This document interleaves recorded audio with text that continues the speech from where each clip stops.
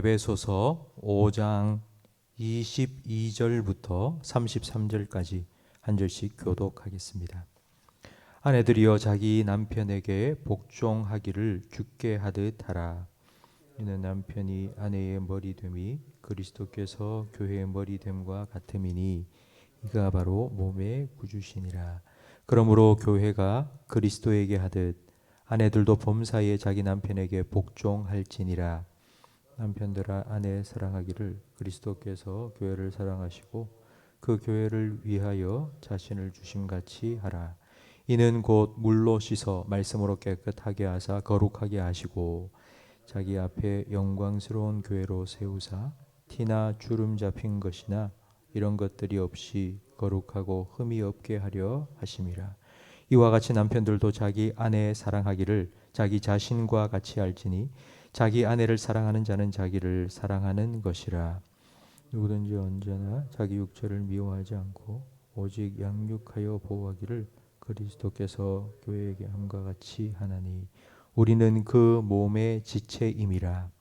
그러므로 사람이 부모를 떠나 그의 아내와 합하여 그 둘이 한 육체가 될지니 이 비밀이 크도다. 나는 그리스도와 교회에 대하여 말하노라. 그러나 너희도 자기 아내 사랑하기를 자신같이 하고 아내도 자기 남편을 존경하라. 아멘. 성경의 처음은 결혼으로 시작합니다. 하나님께서 천지 만물을 말씀으로 아름답게 창조하셨습니다. 빛과 어둠, 물과 땅, 낮과 밤을 분리시켜 질서를 잡으시고 세상을 창조하셨습니다. 그러나 하나님께서 이 창조 가운데 나뉘어 있던 것을 하나 되게 하신 것이 딱 하나 있습니다. 한 남자와 한 여자가 한 몸을 이루라 하신 결혼입니다. 성경의 마지막도 결혼 이야기입니다. 어린 양의 혼인 잔치가 요한계시록 마지막에 기록되어 있습니다. 신랑 되신 예수님과 신부 되신 교회가 예수님 재림할 때에 만나 결혼합니다. 창세기와 요한계시록의 두 결혼, 전혀 다른 이야기 같지만 그렇지 않습니다. 아주 밀접하게 연관되어 있습니다. 성경의 처음과 끝, 이 두 결혼이 어떻게 연관되어 있는지 바울은 오늘 본문 말씀을 통하여 설명해 주고 있는데 32절 말씀에 보면 이 비밀이 크도다. 나는 그리스도와 교회에 대하여 말한다고 말합니다. 바울은 이 비밀을 깨달은 것입니다. 창세기에 나오는 결혼과 요한계시록의 어린 양의 혼인잔치가 하나다. 하나님께서 왜 결혼을 주셨는지, 그 결혼을 주신 이유는 바로 어린 양의 혼인잔치에 예수님과 우리가 결혼하여 한 지체가 되게 하시는 이 비밀을 바울은 깨닫게 된 것입니다. 아내는 남편에게 복종하라고 말합니다. 그리고 남편은 아내를 사랑하라고 말합니다. 그런데 이 말씀을 읽은 여성분들은 조금 싫어합니다. 복종이라는 단어가 조금 강하기 때문입니다. 차라리 남편을 사랑하라 하지 왜 복종하라 하느냐, 뭔가 좀 손해보는 듯한 느낌이 듭니다. 그러나 복종과 사랑 이 둘 중에 무엇이 더 어렵겠습니까? 여러분이 신앙생활 하시면서 예수님의 말씀에 순종하는 것이 더 어렵습니까? 아니면 예수님처럼 다른 사람을 사랑하는 것이 더 어렵습니까? 둘 중에 무엇이 어렵습니까? 둘 다 어렵습니다. 오늘 본문 말씀대로 남편에게 복종하고 아내를 사랑하기 위해서는 남편도 아내도 먼저 똑같이 예수님의 사랑을 더 알고 예수님의 사랑을 더 깊이 깨달아야 합니다. 예수님의 사랑은 우리의 순종보다 먼저입니다. 우리가 죄인 되었을 때에 예수님께서는 십자가에 죽으셨습니다. 우리의 순종은 예수님의 사랑에 대한 반응입니다. 삭개오가 내가 만약 누구의 것을 빼앗은 것이 있다면 네 배를 갚겠습니다 라고 말했습니다. 예수님께서 먼저 그에게 찾아와 주셨고 만나 주셨기 때문입니다. 한 여인이 300데나리온이나 되는 값비싼 향유를 예수님의 발에 부어드린 이유는 예수님께서 그의 죄를 용서해 주셨기 때문입니다. 예수님께서 교회를 먼저 어떻게 사랑하셨는지 25절 말씀에 나와 있습니다. 남편들아 아내 사랑하기를 그리스도께서 교회를 사랑하시고 그 교회를 위하여 자신을 주심같이 하라. 예수님께서는 자기의 생명을 교회를 위하여 주시기까지 사랑하셨습니다.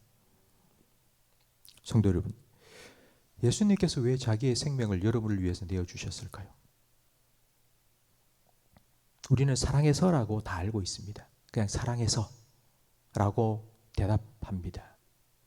근데 그 사랑이라는 게 뭔고 하면 예수님께서는 자신과 여러분을 한 몸으로 여기신 것입니다. 남자와 여자가 한 몸을 이루어 결혼을 이루는 것처럼 예수님께서 여러분을 구원해 주셨다는 건 예수님께서 여러분의 머리가 되시고 여러분은 예수님의 한 몸의 지체가 된 것입니다. 그래서 예수님께서는 내 몸과 같은 여러분을 위하여서 자기의 생명을 내어주신 겁니다. 내가 죽는 게 너를 살리는 길이고 내가 너를 위하여 은혜를 베푸는 것이 나를 위한 것이라고 예수님은 여기셨기 때문입니다. 창세기 2장에 나오는 결혼의 원리가 바로 예수님과 우리의 구원을 통하여서 밝히 드러나게 된 것입니다. 그래서 사도 바울은 놀랍다, 이 비밀이요.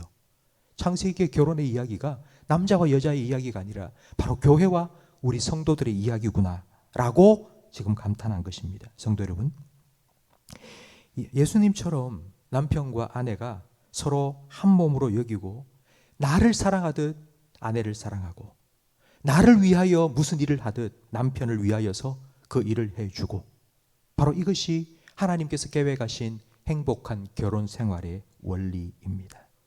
그렇다면 이제 마지막으로 하나님께서 왜 이런 결혼을 주셨을까요?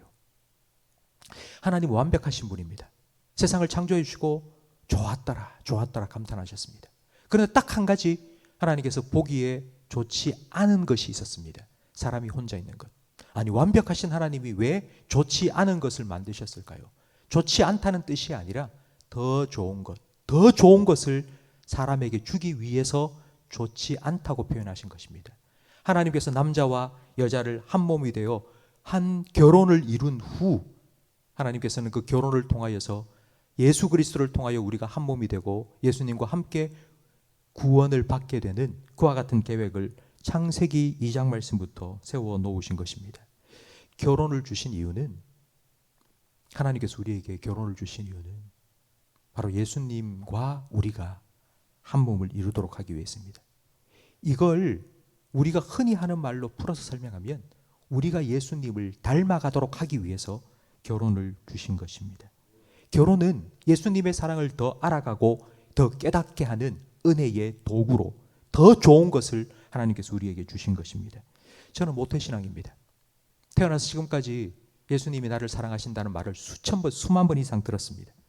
그래서 저는 별로 느껴지지가 않습니다. 예수님의 사랑, 하나님의 사랑, 하나님이 나를 사랑해서 예수님 보내주셨고 십자가에서 예수님이 나를 사랑해 죽었다. 그냥 입만 벌리면 튀어나오는 말입니다. 그런데 예수님의 사랑을 제가 정말 진심으로 깨닫게 된 것이 결혼을 통했습니다. 제 아내를 만나고 제 아내를 사랑하고 함께 생활하면서 그리고 아이를 낳고 자녀를 키우면서 하나님 아버지의 사랑이 이런 것이구나 라는 것을 정말 깊이 깨닫게 되었습니다. 성도 여러분, 하나님께서는 결혼을 우리에게 선물로 주셨습니다. 더 좋은 것을 우리에게 주시기 위하여서 하나님께서는 주신 것입니다. 결혼을 통해서 예수님의 사랑을 더 알아가고 더 깊이 깨닫게 되기를 주님의 이름으로 축원합니다. 그래서 여러분의 가정이 하나님께서 처음 계획하신 그런 행복한 가정 잘 이루어 가시기를 간절히 바랍니다. 예수님께서는 네 이웃을 너의 몸처럼 사랑하라고 말씀하셨습니다. 네 이웃을 네 몸처럼 사랑하라. 내 남편을 네 몸처럼 사랑하고 네 아내를 네 몸처럼 사랑해라. 이것이 예수님께서 하나님께서 창세기부터 계획해 놓으신 결혼입니다. 성도 여러분, 남편을 사랑하시고 아내를 사랑하십시오. 행복한 결혼 생활을 누리시고 천국과 같은 가정을 이루어 가시기를 주님의 사랑으로 이루어 가시기를 예수님의 이름으로 축복합니다. 기도하겠습니다. 하나님 아버지 감사합니다. 하나님의 사랑을 더 깊이 알아가고 더 깊이 깨닫도록 우리에게 교회와 가정을 허락하여 주시니 감사합니다. 교회에 와서 기도하고 예배드리면서 예수님의 사랑을 더 깊이 깨닫게 해 주시옵소서. 깨달은 그 예수님의 사랑을 가정에서 남편과 아내, 부모와 자녀, 형제 자매에게 흘려보내게 해 주시옵소서. 주님의 사랑이 우리 가정 가운데 가득 채워지고 그 사랑으로 하나 되게 하셔서 우리 모든 성도들의 가정이 에덴 동산과 같은 가정으로 변화되게 해 주시옵소서. 예수님 이름으로 기도합니다. 아멘.